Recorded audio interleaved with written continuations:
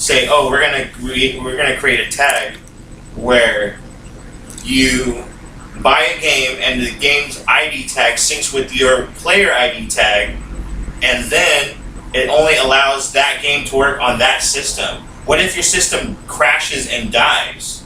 Then that game is not accessible on the because system. like what happened with the Xboxes back in the day, in the early days when they were getting the red light of doom, you ended up having to get another system. Right. So if I had to get another system and I had these games already, then all of a sudden I put the game in and my new system, I can't play it. Right. That's right. So if the system crashes and it syncs to the system and your tag, then how do you undo a system lock on a game? You see, it's already flawed. The patent itself is already broken and it's already fucked up before it even starts. Right.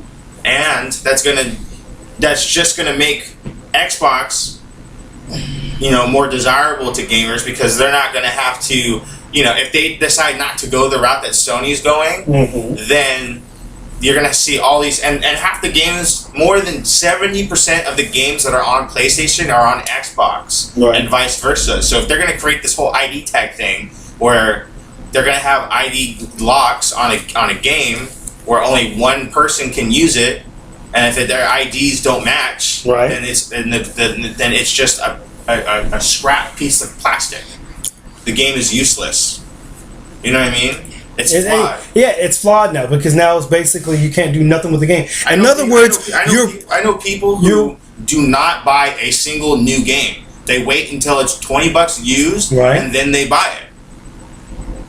There's a lot of people that do that. Right. Yeah. There's millions of people who buy used. So, by doing that, you're just alienating your target audience. Yeah. And sending them to your competition, because now, like, if the competition is smart, they won't repeat what Sony's doing, because they already know that Sony is going to have more fans up in arms than for it. That's true.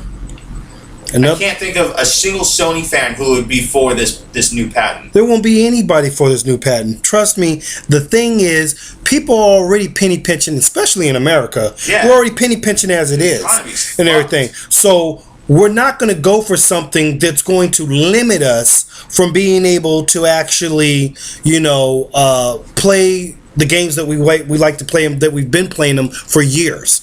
I used to be able to go back in the day and take my game, go to my boy's house, put it in his machine, and I get to go in there and start playing some racing or some fighting type of game.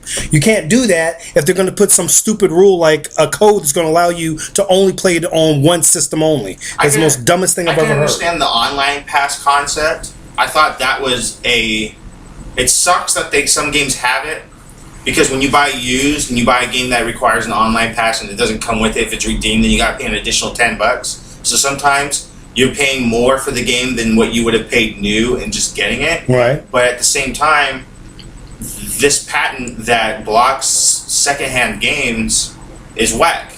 It's already broken. It already tips the scales in the competition's favor, because now the competition the competition will look at this and see what the reply is. Open doors for Microsoft, people. Microsoft is going to get big on this one if this actually goes through. Microsoft, keep your doors open. You're about to get a whole lot more bigger, because Sony's about to bite themselves or actually shoot themselves in the foot. Definitely. Because that, to me, is about stupid. And what we're talking about here today, people, is the fact that Sony's talking about placing some type of code on their games to where you can only play the game on your personal system that you have now. Well, yeah, basically it was revealed on IGN that on, I believe, December 9th of last year, 2012, Sony Computer Entertainment Japan filed for a patent that would block secondhand games. Each game would come with a code, an ID tag, I should say, that would sync with the console, and that would sync the ID tag from the game to the console and to the profile from which that person's playing from. So then, if you try to pass it along, say you want to let your brother or your sister or your mom or whoever borrow the game for a week or two, or if you're out and they want to play, they literally cannot play that game. That game becomes a scrap piece of plastic to anybody else but the sole owner of that game, which is bullshit. In a nutshell, you're going to be stuck playing that game on one console. Don't take it over your boys. Can't take it over your friend's house. Any other place you want to take your game and play a racing game or your fighting game or whatever game that you like to share with your friends. You can't do that. You're stuck to playing it on your system. And hopefully Sony has an online little, flavor to the game to where you can actually play it online and play with some friends. But still, hey, I sometimes like to go to my boy's house and play a fighting game right there with my homies. Yeah, what if I'm going to a friend's house and we're having this party and I don't want to have to bring my Xbox or my PS3 Thank you. for like a gaming night, because I have friends, sometimes we get, of course I have friends, but I have friends who get together once a month for a fighting game night. Right. And, this guy has PS3 with Mortal Kombat and Marvel vs. Capcom, and this person has Xbox with Tekken and Street Fighter. So one person will bring Tekken and their games, and then the other person will bring their games, and then they'll go to the person's house who has both systems, and they just pop it in and play. Now, with this patent, should it go into effect and actually exist in gaming, for PlayStation, then that will be out of the question. You wouldn't be able to bring a game to your buddy's house unless you brought your actual fucking Xbox 360 or let me correct myself, your actual PS3 console that the game is registered on.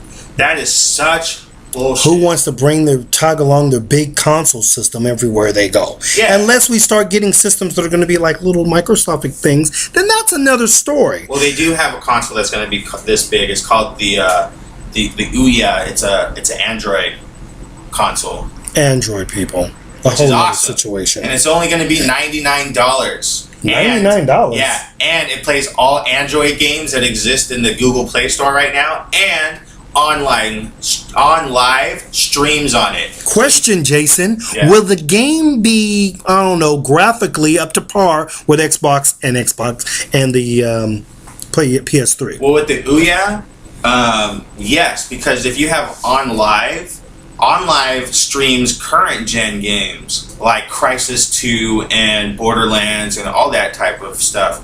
So yes, you would, if you have a decent internet connection, or a pretty, I don't want to say decent, because the bottom tier Time Warner AT&T shit wouldn't work. You'd probably have to get the next level up or the one after that, but you'd have to have a pretty solid, stable internet connection. But technically, yeah, I could play on live on my Galaxy S2 phone, and I can play Darksiders with decent interconnection at max capacity. So yeah, as long as the unit itself supports it and you have clean internet speeds, then graphically it'll still look as good. The Ouya is going to be looking like the system to compete with this gen. Maybe not so much PS4 and Xbox 720 or whatever the fuck they try to call it. Right. But with this gen, the Ouya is the system to get. It's the best bargain system. It will play all your Google Play games. So if you've bought games on your mobile device, all those games will play. And then you have on live. And, who knows what other streaming services are going to come out within a year. Well, you heard it right here on the Gaming Addiction. Well, we're coming at you live with some stuff that, concerns the minds. We just thought we'd bring it out there for you so you can kind of find out for yourself and what you think about all this Sony craziness as far as the coding on games and making it to where you can only play your game on one system. I personally think it's dumb. And Microsoft is going to blow up after this one if they actually do pass it through. I'm TJ Quake, the Ghetto Gamer, with my boy Moses over here at the Gaming Addiction. And this is our take on Gaming Whack News. Out.